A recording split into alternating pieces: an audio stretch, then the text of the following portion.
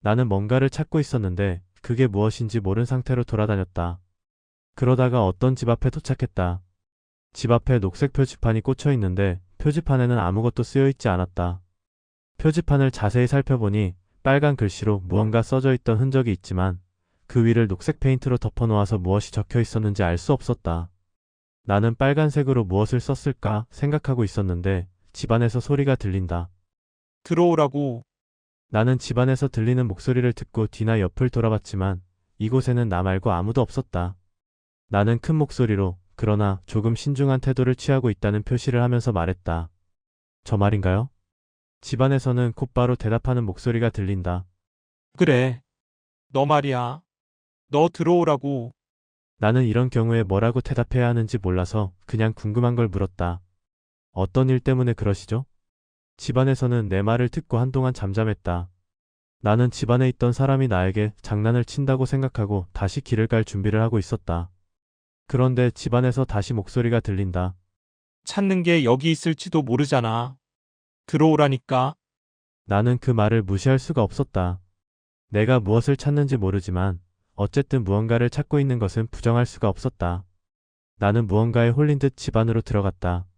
집안은 조용하고 정리정돈도 잘 되어 있었다. 나는 나를 부르던 목소리의 주인을 찾고 싶었는데 아무도 보이지 않았다. 누구인지 모르지만 나를 집안에 들이는데 성공한 사람의 얼굴을 확인하고 싶었다. 나는 거실에 아무도 없는 것을 확인하고 방이 있는 곳을 살펴보는데 구석진 방에서 야구 중계 소리가 들리고 간간히 뭐라고 중얼거리는 소리도 들렸다. 나는 손을 말아쥐고 방문을 똑똑하고 두드렸다. 방 안에 분명 사람이 있을 거라 생각해 들림만하게 두드린 것인데 방 안에서 아무 반응이 없었다. 나는 이번에는 조금 크게 똑똑하고 두드리고 작은 목소리로 말했다. 실례합니다.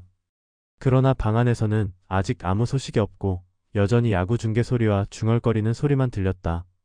나는 이번엔 힘을 실어서 쾅쾅 두드리고 큰 목소리로 말했다. 실례합니다. 내 말이 끝나기 무섭게 방문이 벌컥 열리고 덩치가 크고 머리카락은 산발인 남자가 배를 극적이며 말했다. 뭐요? 혹시 다른 분은 안 계신가요? 이 집에 나밖에 없어. 나는 남자의 무성의한 태도에 말문이 막혔다. 아까 나를 부른 목소리인지 확인할 수도 없었다. 그러나 만약 나를 부른 목소리가 눈앞의 남자가 아니라면 남자의 태도가 이해되었다. 갑작스럽게 들이닥친 침입자에게 친절할 이유가 없다. 남자는 자기 배를 긁는 것을 멈추고 인상을 잔뜩 쓴 채로 나에게 말했다. 그러고 보니 여긴 왜 들어왔지? 누가 들어오라고 해서 들어왔습니다. 누가 들어오라고 했는지는 알 수 없고요. 웃기는 말이야. 여기는 나 밖에 살지 않는다고. 잠깐만 기다려. 남자는 방문을 닫고 방으로 들어가서 한참 동안 나오지 않더니 다시 불쑥 문을 열었다. 나는 남자가 다시 등장한 순간 다른 사람인가 하며 헷갈렸는데 남자가 셔츠를 입고 산발인 머리카락도 깨끗하게 빗어 넘기고 손에는 서류 뭉치를 들고 있었기 때문이다. 남자는 나에게 손짓으로 다른 방 입구를 안내했다.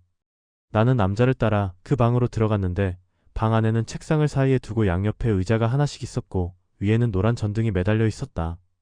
남자는 방 안에 들어가자마자 전등에 불을 켜고 나에게 의자에 앉으라고 말했다. 남자의 말에 약간의 고압적인 태도가 있어서 거슬렸지만 일단 의자에 앉았다. 남자는 반대편 의자에 앉아 서류를 보며 뭐라고 중얼거렸는데 나에게 말한 것인가 생각해서 대답했다. 뭐라고요? 남자는 내 대답에 가벼운 손짓을 하며 말했다. 그쪽한테 하는 말은 아니야. 그 이후 나 또한 말을 하고 싶지 않아서 책상만 손으로 쓸어보거나 줄을 타고 내려온 노란 전등이 살짝씩 흔들리고 있는 걸 눈으로 쫓았다. 조금 나른해져서 잠이 올 것 같았다. 남자가 뭐라고 말했지만 나한테 하는 말은 아니겠거니 하면서 흔들리는 노란 전등에 계속 집중했는데 남자가 주먹으로 책상을 쾅 치며 말했다. 여기 어떻게 들어왔냐니까. 나는 그제야 남자가 나에게 하는 말인 줄 알고 대답했다. 누가 들어오라고 해서 들어왔는데 누구인지는 모르겠습니다. 남자는 내 대답에 코웃음을 치면서 말했다. 그럴 리가 없다고 아까 말했잖아. 그렇게 들어왔다니까요. 지겨운 변명이야. 조금 그럴듯한 변명을 좀 해보라고. 여기 들어온 놈들은 하나같이 그런 식으로 말하는군. 저 말고 이런 경우가 또 있었나요? 마지막 말은 혼잣말이야. 당신은 알 필요 없어. 혹시 당신이 그런 걸 궁금해한다면 자연스럽게 그놈들이랑 공범이라고 생각할 수밖에 없어. 나는 남자가 나를 집안에 침입한 범인 취급하는 것을 알고 불쾌해졌다. 그러나 정황상 내가 남자의 집에 침입한 게 그럴듯하게 보이며 내가 함부로 집안에 침입하지 않았다는 증거는 없었다. 나는 나에게 어째서 이런 일이 생겼는지 생각해봤다. 혹시 내가 잘못 듣고 집에 들어온 것인지 남자가 잘못 말하고 나를 부른 것인지 확인할 수 없었다. 둘 다 명백한 증거는 없었기 때문이다. 단 한 가지, 남자가 처음부터 나를 놀리기 위해 수작을 부린 것이라면 증거도 뭐도 필요 없는 상황이기는 했다. 그런 경우라면 내가 사실을 밝혀내기가 더욱 어렵다. 남자가 작정하고 만들어 놓은 연극이라면 반드시 남자가 원하는 무언가가 끝나기 전까지는 나는 이 집을 침입한 범인에서 벗어나지 못할 것이다. 이렇게 생각하니 확실히 남자의 말투가 거슬리기 시작했다. 원래부터 저렇게 말하나 했는데 그럴 리가 없지. 남자의 말투는 내가 학예회 때 어떻게든 암기한 대사를 주르륵 뱉는 것과 같았다. 딱딱하고 정해진 대사가 존재했다. 연극이 확실하다. 그게 무슨 연극인지는 모르겠지만 일단은 남자의 연극에 동참을 해주면서 내가 자유의 몸이 될 만한 단서를 찾아야 한다. 억지로 연극을 깨고 이곳을 나가봐야 남자의 어설픈 승리로 끝나는 것이다. 그런 만족감을 남자에게 안겨줄 수는 없었다. 나는 갑자기 남자를 이겨 보이겠다는 생각으로 그의 눈을 보면서 말했다. 그래도 전에 저와 같은 경우가 있었다면 그들의 처우를 알 수 있을까 싶어서요. 남자는 내가 처우를 걱정하는 것을 보고 이 연극에 완전히 걸려들었다고 생각했는지 의자에 등을 푹 대고 살짝 웃었다. 남자는 나를 한번 보고 서류를 계속 보면서 대답했다. 내가 그렇게 냉정한 사람은 아니야. 내가 물어보는 질문에 대답만 잘해준다면 그쪽에 대해서는 최대한 사정을 봐줄 수도 있지. 저는 그 사람들과 다르게 결백합니다. 남자는 주먹으로 책상을 쿵 하고 쳤는데 동시에 나도 깜짝 놀라서 몸을 움찔거렸다. 나의 반응에 남자가 웃음을 꾹 참는 것을 보았지만 그는 웃음을 삼키고 억지로 소리를 질렀다. 그건 당신이 결정할 문제가 아니야. 내가 사정을 봐줄 수 있는 건 당신이 내 마음에 들었을 때나 가능한 일이야. 남자의 대사에서 봐줄 수 있는 이라는 부분 뒤부터 갑자기 힘이 빠졌다. 연습 부족으로 자신감이 없는 모양이었다. 연습 좀 제대로 하지. 그 전에 침입한 사람 어쩌고 하는 것도 사실이 아니겠지. 아마 남자의 연극에 동참하는 건 내가 처음일 것이다. 이런 우스운 장난은 보기만 해도 달아나고 싶으니까. 남자는 다시 서류를 보면서 나에게 말했다. 분명 경고판에 들어오지 마시오라고 쓰여 있는 걸 봤을 텐데 무작정 침입을 했다는 건 이곳에 목적이 있다는 이야기겠지. 나는 남자의 말을 듣고 녹색판을 떠올렸다. 녹색 페인트 아래 살짝 보였던 붉은 글씨의 정체가 밝혀지는 순간이었다. 하지만 거기에는 아무것도 쓰여 있지 않았는데요. 녹색 페인트로 덧칠돼서 그냥 녹색판으로 보여요. 남자는 내 말을 기다렸다는 듯이 의자에서 몸을 떼고 나를 손가락으로 가리키며 말했다. 당신이 녹색 페인트로 지운 거겠지. 그런 저열한 수작을 내가 모를 것 같아. 남자의 표정 연기는 훌륭한 편이다. 이 부분은 많이 연습한 것 같다. 동작도 나무랄 데 없다. 나를 손가락으로 가리키는 그것은 영화의 한 장면 같았다.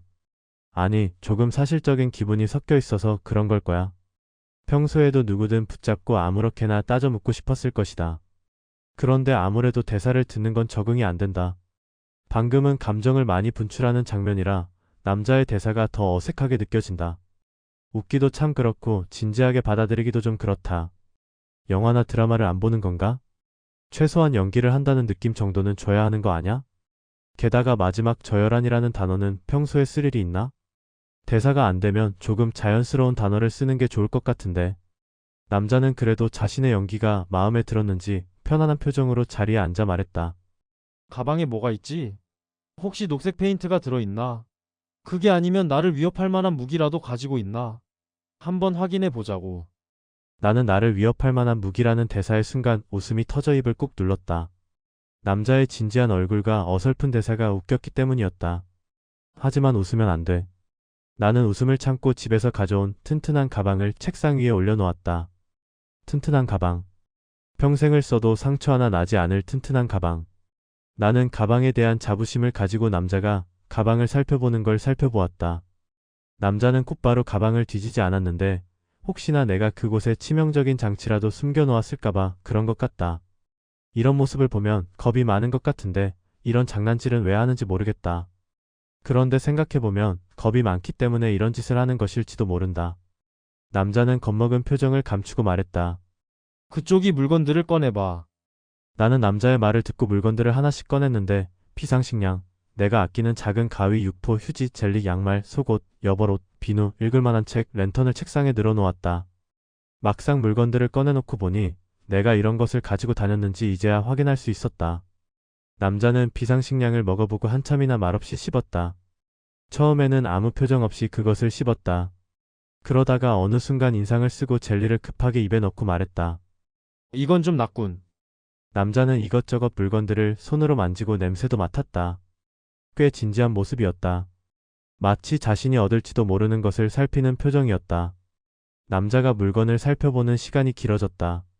나는 남자가 물건을 살피는 시간이 더 길어질 것 같아서 다시 노란 전등을 가만히 보고 있었는데 갑자기 나도 모르게 지겨운 기분이 들었다. 방금까지만 해도 남자의 연극에 어느 정도 맞춰주다가 확실한 명분을 가지고 이 집을 나갈 생각이었다. 그런데 이유는 알 수 없지만 머리끝까지 차올랐던 남자를 이겨보겠다는 마음이 썰물이 빠져나가듯 빠져나갔다. 이제는 남자가 뭐라고 하든 아무 상관도 없게 되었다. 명분이 대체 무슨 필요가 있을까? 지금 이 짓거리도 충분히 명분을 만들고 있는 것이다. 처음부터 나는 명백한 죄인이고 남자는 죄인을 신문할 절대적인 권한이 있다. 나는 어떤 식으로든 죄인일 것이고 남자는 어떤 식으로든 권한을 가진다. 이미 그것은 정해져 있다. 어쩌면 명분은 내가 남자의 집에 들어왔을 때 만들어지고 동시에 사라진 것일지도 모른다. 나는 남자의 손에 들린 내 물건을 뺏어서 가방에 차곡차곡 쌓았다. 남자는 내 물건이 들려있던 자신의 빈손을 멍하니 보다가 나에게 소리쳤다. 이게 뭐 하는 거지? 정말 상황을 어렵게 만들고 싶은 건가? 나는 남자의 말을 대충 들으면서 가방을 정리하고 어깨에 메었다. 남자는 대사를 하는 중에 분명 스스로 화를 내는 표정이라고 생각하고 있겠지만 당황과 불안함이 뒤섞인 안쓰러운 표정으로 보였다. 나는 그런 안쓰러운 표정을 보고 나가는 걸 망설이다가 말했다. 조금 방법을 바꿔봐요. 억지로 유리한 상황을 만든다고 해서 상대방이 그걸 다 받아들이지는 않아요.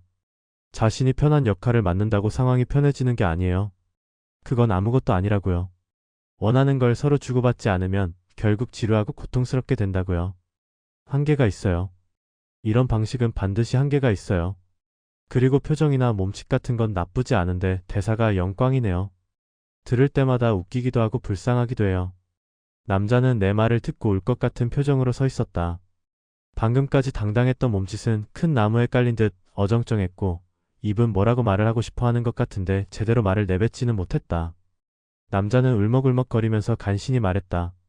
무슨 말을 하는지 모르겠군. 당신이 하려는 말은 하나도 알아들을 수가 없어. 이런 경우는 없었지만 특별히 내가 많은 걸 양보해서 조금 더 세심하게 조사를 할 테니 진술을 해보라고.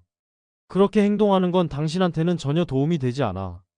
이렇게 멋대로 행동해서 당신의 미래가 불투명해진다고 해도 나는 도와줄 수가 없어.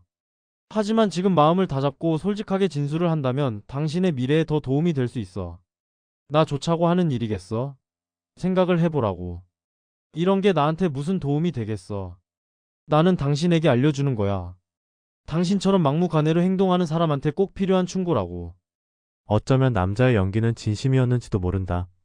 어색한 대사가 이 순간만큼은 어색하지 않게 느껴진다. 분명 귓속으로는 딱딱하고 어색하게 들리는데 이상한 일이다. 아마 남자의 대사 안에 있는 알맹이 때문에 그런 것 같다. 남자의 대사 안에는 도와줘라는 알맹이가 숨겨져 있었다. 뭘 도와달라는지는 모르겠다. 아무튼 그런 알맹이를 진즉에 보여주었다면 진지하게 생각했겠지만 그 전에 남자가 보여주었던 거들먹거리는 몸짓이나 어색한 대사를 생각하면 알맹이 같은 것도 전부 까먹게 된다. 게다가 내가 남자를 도와줄 수 있을 리도 없다. 나는 나 스스로도 도울 수 없어 버둥대고 있는 마당에 이렇게 우스운 연극을 하며 사람을 농락하려는 남자를 도와줄 수도 없는 것이다. 이런 경우는 자신의 문제를 아무것도 해결하려 하지 않으려고 작정한 것은 물론 주변 사람에게 자신의 문제를 떠넘기려는 속셈도 숨어 있는 것이다. 남자는 자신의 문제를 다른 사람이 알아서 해결해 주는 게 당연하다고 생각하고 있으며 그 과정에서 자신의 문제를 해결할 사람을 심사하는 권한까지 가지고 있다고 생각했다. 좋아, 당신이 나의 문제를 해결하겠다면 그 마음을 받아들이지. 하지만 나의 마음과는 별개로 심사를 거쳐서 통과해야만 가능한 복잡한 일이야. 같은 말을 하고 있는 것이나 마찬가지다. 나는 그럴 능력도 방법도 마음도 없다. 내가 찾는 무언가는 이곳에 없다. 무언가가 무엇인지 모르지만 이곳에 없다는 건 안다. 나는 남자의 말에 아무 대답도 하지 않고 그대로 남자의 집을 나왔다.